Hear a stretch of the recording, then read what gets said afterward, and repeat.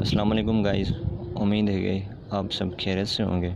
जैसे कि हमने पिछले टॉपिक में ब्रांचेस ऑफ फिज़िक्स में पढ़ा था, और आज हम जो टॉपिक पढ़ेंगे मोर ब्रांचेस ऑफ फिज़िक्स पढ़ेंगे।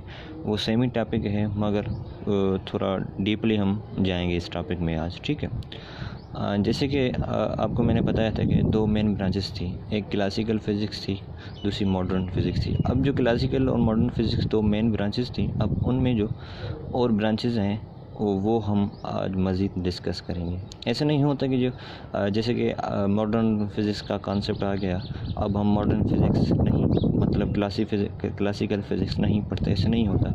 जब भी हम फ़िज़िक्स पढ़ना शुरू करते हैं तो पहले हम क्लासिकल फ़िज़िक्स पढ़ते हैं, उसके बाद हम मॉडर्न फ़िज़िक्स पढ़ते हैं। ठीक है। जब हम क्लासिकल बेसिक हमारा क्लियर होगा तभी हम मॉडर्न फ़िज़िक्स में जाएंगे। ठीक।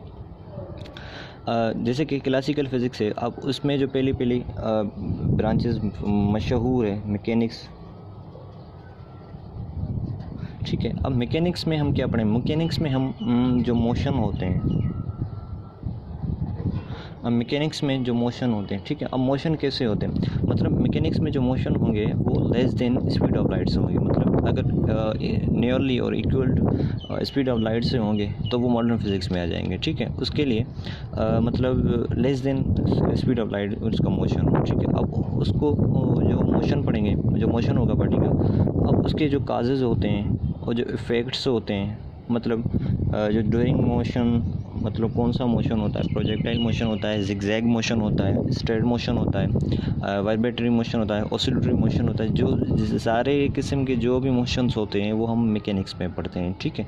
अब उसके बाद हीट है, हीट एंड थर्मोडायनामिक्स।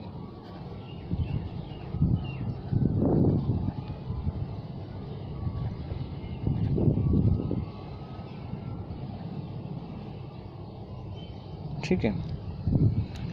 थर्मोडायनामिक है।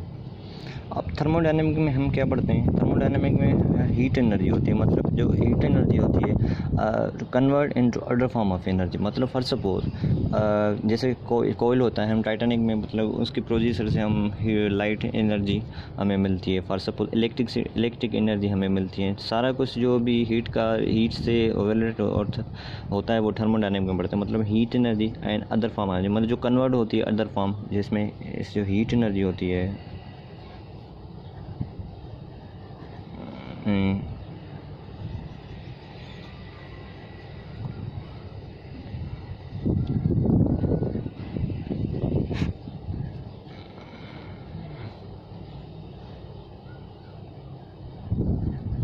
ठीक है।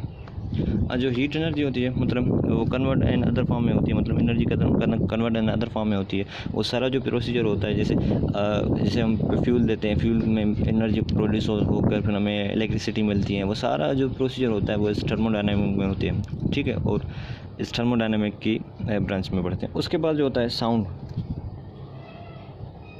ये सारी जो मैं आपको बता रहा हूँ वो क्लासिकल की है। ठीक है। ये साउंड, अब साउंड में हम क्या पढ़ते हैं? साउंड में हम प्रॉपर्टी पढ़ते हैं, मतलब ठीक है। जो ये मैं आपको बता रहा हूँ ये मैं सारा ऊपर से बता रहा हूँ। अगर हम आगे जाकर हम डीप में पढ़ेंगे तो हम मज़ीद और पढ़ेंगे। ठीक है। ये मैं आपको ब्रांचेस का ओवरव्यू दे रहा हूँ कि हम इन ब्रांचेस में क्या क्या पढ़ते हैं। ठीक है। जैसे कि हम साउंड, अब साउंड में हम क्या पढ़ेंगे? साउंड किस कंडीशन में ट्रेवल करता है, मतलब जिगजैग में करता है, स्ट्रेट लाइन में करता है, या किसी और में करता है, मतलब या वेव में करता है, मतलब साउंड किस शेप में ट्रेवल करता है। ठीक है। अब दूसरा उसका क्या आ गया? साउंड लॉ, मतलब लॉज पढ़ते हैं, साउंड के लॉज पढ़ते हैं, और रिफ्रैक्शन हो गया, रिफ्लेक्शन हो गया। ठीक है। अब इंटरफेरेंस ऑफ साउंड पढ़ते हैं, हम बीट्स पढ़ते हैं। ठीक है। उसमें हम रेंज पढ़ते हैं, मैक्सिमम रेंज क्या है इसकी, मिनिमम रेंज क्या है, मतलब स्पीड ऑफ साउंड पढ़ते हैं। मतलब उसके बाद हम पढ़ते हैं कि एक आम सा बंदा के साउंड्स की बीट मतलब कितनी बर्दाश्त कर सकता है, उसकी क्या रेंज है, ह्यूमन बॉडी की कितनी रेंज है कि वो कितना बर्दाश्त कर सकता है। ठीक है। ये सारा कुछ जो हम पढ़ेंगे वो इस साउंड में पढ़ेंगे। सही है। अब उसके बाद होगा लाइट।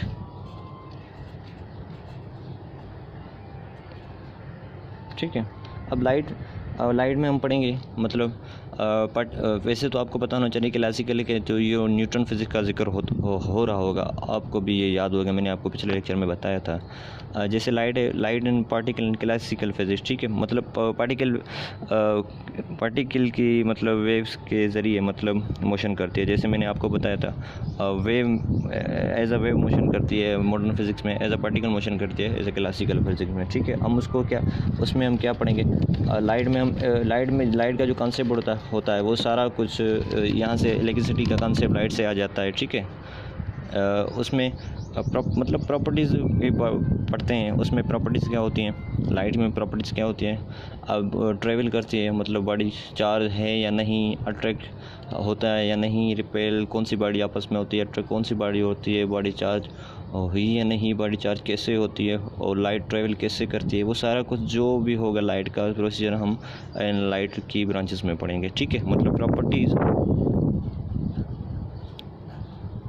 मैं आपको लिखता नहीं हूँ, सारा बताते जा रहा हूँ। प्रॉपर्टीज साउंड की बताई, मतलब प्रॉपर्टीज़ क्या होती हैं, और लाइट की प्रॉपर्टीज़ मैंने सारी बताई, मतलब लाइट कैसे ट्रेवल करती है।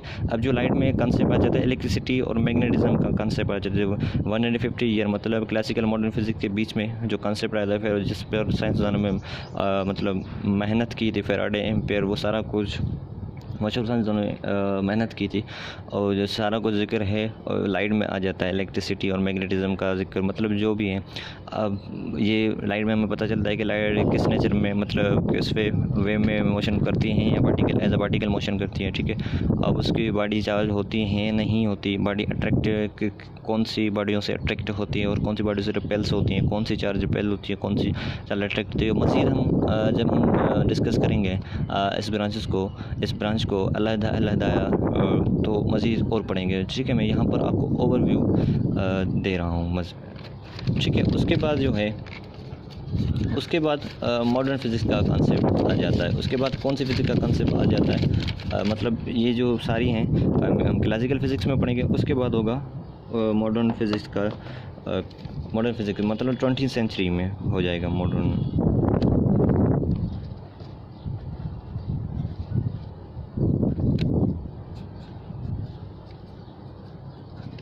ठीक है।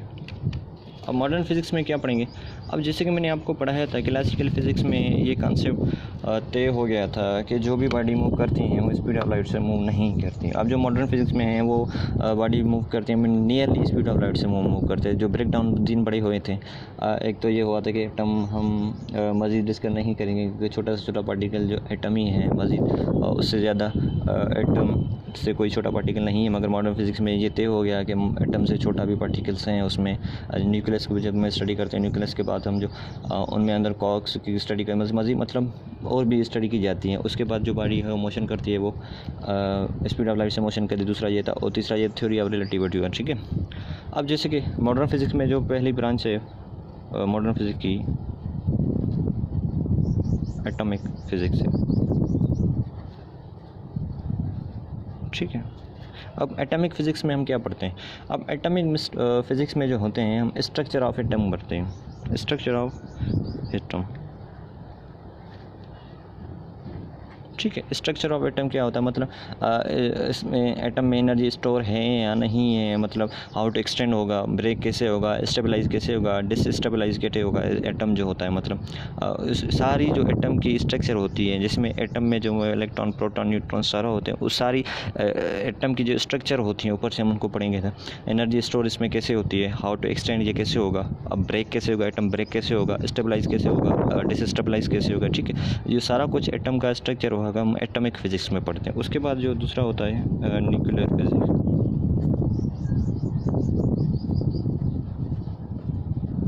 ठीक है। न्यूक्लियर फिज़िक्स में क्या पढ़ते हैं हम, न्यूक्लियर फिज़िक्स में ये पढ़ते हैं कि जो एटम में अंदर मौजूद न्यूक्लियस होता है, ठीक है, न्यूक्लियस होता है, हम उसकी स्टडी करते हैं। अब न्यूक्लियस में क्या होता है, प्रोटॉन होता है और न्यूट्रॉन होता है, ठीक है। उसके बाद हम एप्लीकेशन पढ़ती हैं, न्यूक्लियर रिएक्टर पढ़ते हैं, न्यूक्लियर बॉम्ब की भी स्टडी हम न्यूक्लियर फिजिक्स में करते हैं। मतलब जो हाईली एनर्ज बॉडी होती हैं वो भी हम न्यूक्लियर फिजिक्स में स्टडी करते हैं। मतलब न्यूक्लियर बॉम्ब की स्टडी करते हैं, जैसे कि 1945 वार में हिरोशिमा और नागासाकी जापान में अमेरिका ने अटैक किया था, ठीक है, जो एटॉमिक बम का था, वो भी हम स्टडी जो है न्यूक्लियर फिजिक्स में करते हैं, ठीक है। उसके बाद होती है प्लाज्मा फिजिक्स।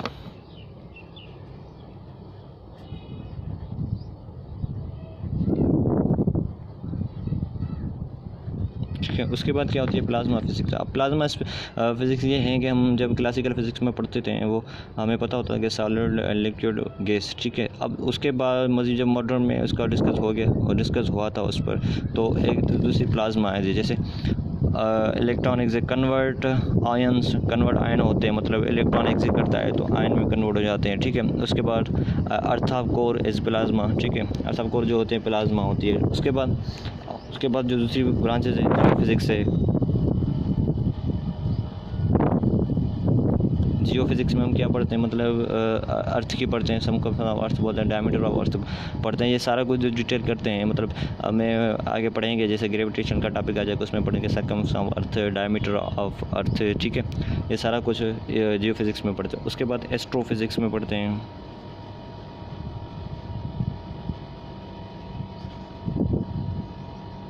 एस्ट्रोफिजिक्स मतलब एस्ट्रोनॉमी फिजिक्स, जो हम खिला में स्पेस की जो भी स्टडी करते हैं, गैलेक्सी की स्टडी करते हैं, प्लैनेट की स्टडी करते हैं, वो जो भी स्टडी करते हैं हम एस्ट्रोफिजिक्स में करते हैं, ठीक है। वो सारी जो स्टडी होती हैं एस्ट्रोफिजिक्स में कर देते हैं। प्लाज्मा फिजिक्स में हम और भी स्टडी करते हैं कि जैसे सॉलिड बॉडी होती हैं, मतलब सॉलिड बॉडी होती हैं, ठीक है। सॉलिड बॉडी, उसमें सॉलिड होता है, सॉलिड बॉडी की मतलब मेन चीज़ होती है, एक तो मेटल होती है और दूसरी सेमीकंडक्टर होती है, तीसरी इंसुलेटर होती है, ठीक है। सॉलिड की बॉडी मतलब सॉलिड बॉडी टाइटली पैक्ड हो जाएगा, ठीक है। उसमें सारा कुछ जो सॉलिड की स्टडी करते हैं वो हम सॉलिड स्टेट फिजिक्स में करते हैं, सॉलिड स्टेट फिजिक्स में, ठीक है। अब ये तीसरी मतलब और मज़ीद ब्रांच है सॉलिड स्टेट फिजिक्स।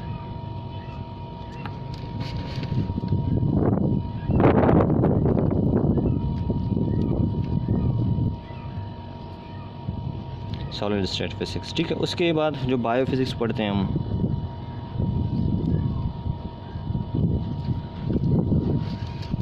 बायोफिजिक्स पढ़ते हैं, ठीक है। बायोफिजिक्स में क्या पढ़ते हैं हम, जब मतलब बॉडी की मसल्स, मतलब जब से मसल्स को स्ट्रेच करता है तो उसमें स्ट्रेस और स्ट्रेंथ पैदा होता है, वो सारा कुछ जो प्रोसीजर होता है वो हम बायोफिजिक्स में पढ़ते हैं, ठीक है। अब उसके बाद मैं ये भी बता दूं कि आपको, उसके बाद जो मैं और मज़ीद ब्रांच है वो है पार्टिकल फिज़िक्स में पढ़ते हैं, ठीक है। पार्टिकल के बाबत भी पढ़ते हैं। अब पार्टिकल में क्या होती है, पार्टिकल में ये है, तो पार्टिकल से ये मुराद है कि जो भी बात अल्टीमेट होती है, मतलब फॉर सपोज अल्टीमेट हम किसको बोलते हैं, हम ऐसे कहें कि आखिरी, मतलब फ़ानी, अल्टीमेट उसको कह सकते हैं। अब जैसे कि for suppose neutron and proton कॉक से बने हैं, मतलब ये अल्टीमेट नहीं है, आखिरी नहीं है, मतलब न्यूट्रॉन और प्रोटॉन कॉक से बने हैं, मतलब ये दोनों भी बने हुए हैं ना कॉक से, तो ये हम इसको अल्टीमेट से नहीं कहते। अब जो कॉक्स है वो है अल्टीमेट पार्टिकल है, मतलब ये किसी से नहीं बना हुआ, मतलब मे भी इस पर रिसर्च चल रही हो मगर ये भी किसी से बना हुआ, मगर अभी तक तो ये है कि ये भी अल्टीमेट है। जैसे कि इलेक्ट्रॉन फंडामेंटल पार्टी को हम अल्टीमेट बोलते हैं। जैसे कि फंडामेंटल पार्टी के मतलब पार्टिकल फिजिक्स, मतलब जो स्टडी पार्टिकल फिजिक्स करती है वो इस लिहाज पर इसकी स्टडी करते हैं। जैसे कि मैंने न्यूक्लियर फिजिक्स का मैं बताना भूल गया, मैं वो बता दूँ। न्यूक्लियर फिजिक्स में और मज़ीद ये भी स्टडी करते हैं, आगे चल के हम स्टडी मज़ीद करेंगे, जब ये टॉपिक आएगा, जब ये चैप्टर आएगा तो हम मज़ीद और स्टडी करेंगे, ठीक है। ये भी होता है कि जब एक न्यूक्लियस ब्रेकआउट होता है, मतलब एक बड़ा न्यूक्लियस दो छोटे न्यूक्लियस में ब्रेकआउट हो तो न्यूक्लियर फिशन होता है, ठीक है। और उसके बाद दो न्यूट्रॉन आपस में ऐड होकर एक बड़ा न्यूट्रॉन बने तो न्यूक्लियर फिशन होता है, ठीक है। ये भी हम आगे मज़ीद पढ़ेंगे। आज के लिए इतना काफ़ी है, ठीक है। अल्लाह हाफ़िज़।